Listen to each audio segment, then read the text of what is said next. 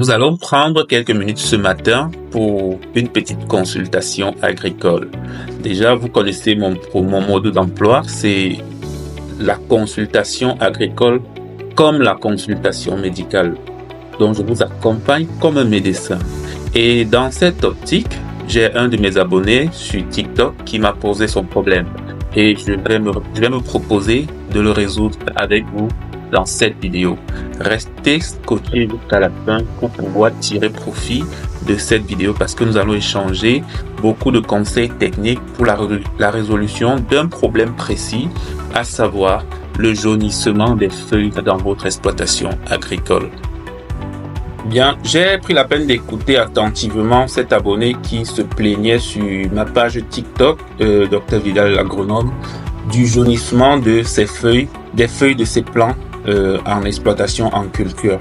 Et voilà, comme un médecin, comme un bon médecin, j'ai pris la peine de noter dans son carnet et je laisse ce carnet en face de moi. Voilà, et je vais essayer de partager ce que je pense, que je peux émettre comme diagnostic pour essayer de solutionner cela. Avant toute chose, voici déjà quelques axes de réflexion qu'il faut envisager pour lorsque vous êtes en face de ce type de problème, à savoir le jaunissement des feuilles des plants dans votre plantation. Premièrement, il peut s'agir d'un problème de carence en certains éléments spécifiques, à savoir l'azote, le magnésium et le fer. Déjà, il faut noter que l'azote joue une fonction principale au niveau de la synthèse des protéines. Au niveau de la synthèse des protéines qui constitue l'élément de base de la croissance cellulaire. Donc, la plante grandit parce qu'elle a des protéines qui sont synthétisées à tout moment. Donc, l'azote ici, c'est l'élément qui permet le développement végétatif de la plante, dans les différentes parties de la plante. On peut avoir aussi une carence en fer. Je précise que la carence en azote se manifeste la plupart du temps par le jaunissement des feuilles. La carence en fer ici, c'est quoi? Le fer, c'est l'élément qui se charge du transport de l'oxygène pour les réactions de photosynthèse, de fabrication de la chlorophylle. Cette molécule-là qui permet, qui intervient dans la photosynthèse. Et sans quoi, la plante n'a pas de raison d'exister. Vous le savez très bien. Maintenant, le magnésium ici joue un rôle d'activateur des enzymes et de régulateur de métabolisme. Le métabolisme, c'est l'ensemble des réactions chimiques qui se déroulent au sein de la plante. Conversion des nutriments de la façon qui puisse être assimilable par la plante. Voilà, aussi simplement que cela puisse être. Il peut tout aussi s'agir, lorsque les feuilles jaunissent dans votre parcelle, d'un excès d'eau, d'un stress hydrique. Le stress hydrique ici se manifestant par un excès d'eau, ça veut dire que vous avez surarrosé votre exploitation. Une mauvaise gestion de votre système d'irrigation. Vous avez par exemple mal réglé le système d'irrigation. Vous avez trop arrosé, dont la plante est noyée. Ou alors un excédent de sel. Vous avez utilisé des engrais qui sont beaucoup plus à base de sel. Voilà, ça c'est aussi un problème. Donc c'est au niveau ici de la fertilisation, de l'amendement et de l'itinéraire technique en fait.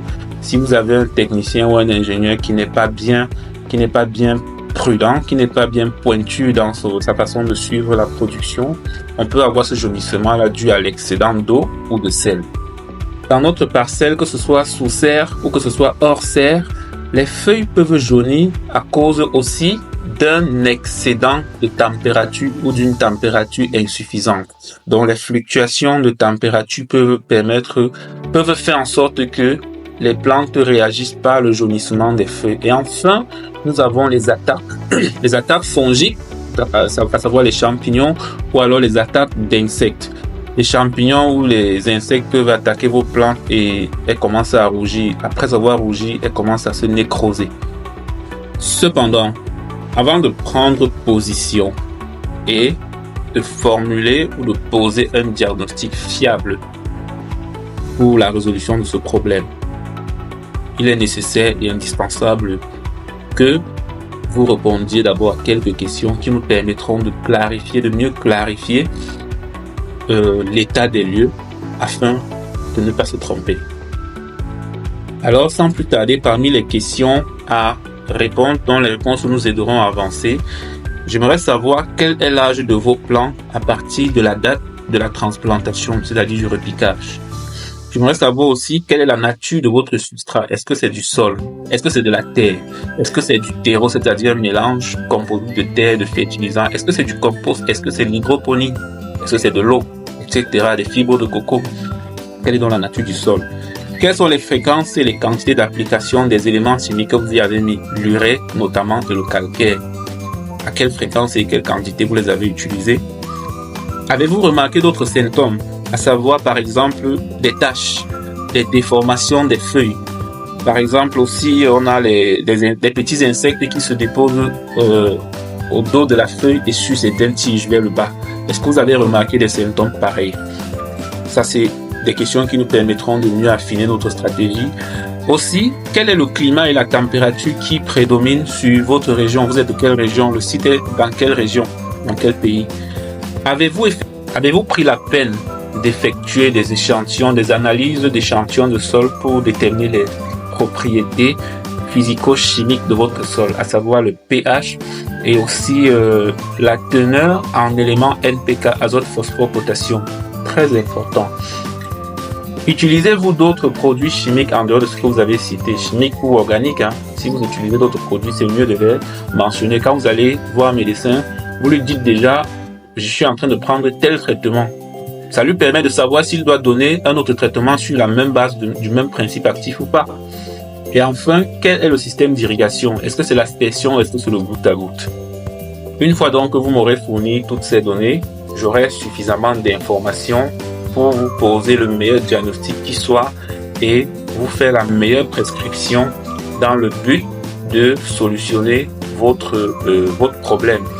Donc, comme je l'ai toujours l'habitude de le dire, nous avons une approche qui se veut médicale. Ça veut dire nous localisons le mal et nous essayons de le traiter à la racine. Merci.